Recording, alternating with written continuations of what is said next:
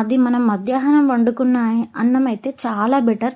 లేదు అంటే రాత్రి మిగిలిపోయిన అన్నమైనా పర్లేదు. ఇంకా ఒక గ్లాస్ మిల్క్ వేస్తున్నా, ఇంకా వాటర్ ఎక్కువ వేస్తున్నా. ఎందుకంటే మనకి అన్నం గట్టి పడిపోతుంది మొత్తం వాటర్ అంతా పీల్చుకొని.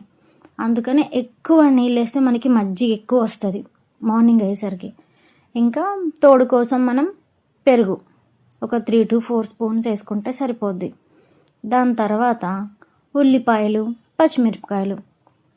పచ్చిమిరపకాయలు మధ్యలోకి ఇలా విరిచేసి వేయాలి.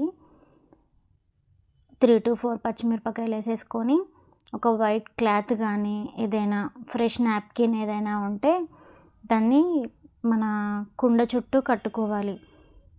మట్టి కుండలోనే ఖచ్చితంగా చేసుకోవాలి. ఇలా దాన్ని చుట్టూ కట్టేసి మూత పెట్టొచ్చు, పెట్టనక్కర్లేదు. నేనైతే ఈ మట్టి కుండకి వచ్చిన మూత పెట్టేస్తున్నా. సో ఇలా చేసుకోవాలన్నమాట. మట్టి కుండలో రాత్రంతా పులియబెట్టిన చద్దన్నం రెడీ అయిపోయింది. చూసేద్దాం.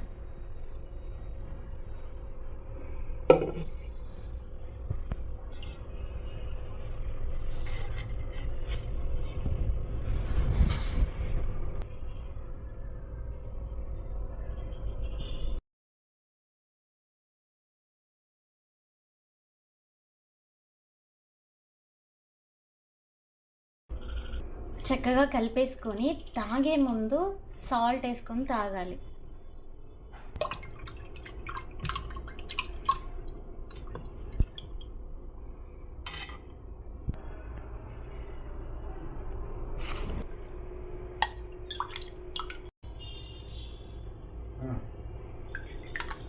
ఇందులో ఉండే లాక్టోబాసిల్లస్ అనే బ్యాక్టీరియా మన కడుపులోకి వెళ్ళి ఎలాంటి ఇన్ఫెక్షన్స్ ఉన్నా, ఇన్ఫ్లమేషన్ ఉన్నా తగ్గిస్తుంది.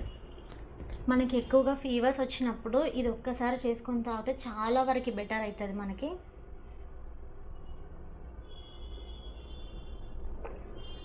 సాల్ట్ మాత్రం మనం తాగే ముందే వేసుకోవాలి. పాట్లో మాత్రం అస్సలు వేసుకోవద్దు.